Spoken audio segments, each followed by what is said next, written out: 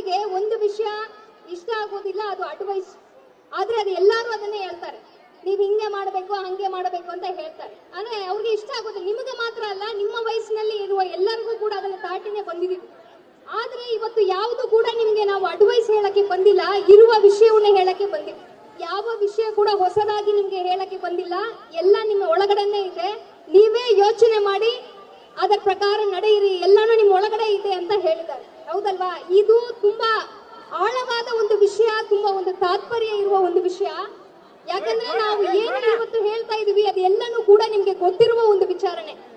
ಎಲ್ಲನೂ ಕೂಡ ನಾವು ಏನ್ ಮಾಡ್ತೀವಿ ದಿನನಿತ್ಯದಲ್ಲಿ, ಇವತ್ತು ಅದು ಮಾದಕ ವಸ್ತು ಇರ್ಲಿ, ಒಂದು ಆಲ್ಕೋಹಾಲ್ ಇರ್ಲಿ, ಯಾವುದೇ ಒಂದು ಕೆಟ್ಟ ವಿಷಯಗಳಿರ್ಲಿ, ನಿಮ್ಮ ಫ್ರೆಂಡ್ಸ್ ಏನ್ ಹೇಳ್ತಾರೆ, ಸುಮ್ಮನೆ ಒಂದು ಟ್ರೈ ಮಾಡೋಣ, ನೀನು ಮಾಡು, ಇದರಿಂದ ಏನು ಆಗೋದಿಲ್ಲ ಅಂತ.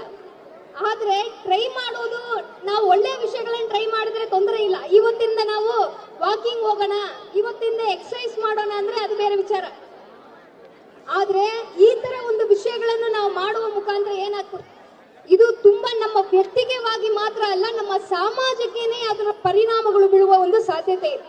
ಒಂದೇ ಒಂದು ವಿಷಯ ಹೇಳಿ ನನ್ನ ಮಾತನ್ನು ಮುಗಿಸ್ತೀನಿ. ನಿಮ್ಗೆ ಎಲ್ಲರಿಗೂ ಗೊತ್ತಿದೆ, ಒಂದು ಹೆಲ್ತಿ ಮ್ಯಾನ್ ಇದ್ರೆ, ಹೆಲ್ತಿ ಆಗಿರ್ಬೇಕಾದ್ರೆ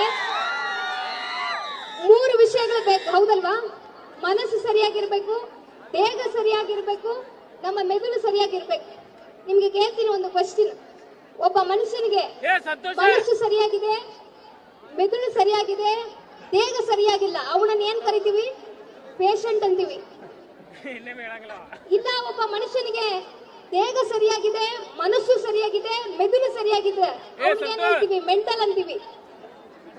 ಒಬ್ಬನಿಗೆ ಮೆದುಳು ಸರಿಯಾಗಿದೆ, ದೇಹನು ಸರಿಯಾಗಿದೆ, ಮನಸ್ಸು ಸರಿ ಇಲ್ಲ, ಸೈಕೋ ಅಂತೀವಿ. 3 ಸರಿಯಾಗಿದ್ರೆ ಅವನು ಯಾರು? ಹೆಲ್ತಿಯಾದ ಒಂದು ಮನುಷ್ಯ ಅಂತ ಕರಿತೀವಿ. ಆದ್ರೆ ಈ ಮಾದಕ ವಸ್ತು ಅದು ನಿಮ್ಮ ದೇಹನೂ ಕೆಡಿಸ್ತದೆ, ಮನಸ್ಸನ್ನು ಕೆಡಿಸ್ತದೆ,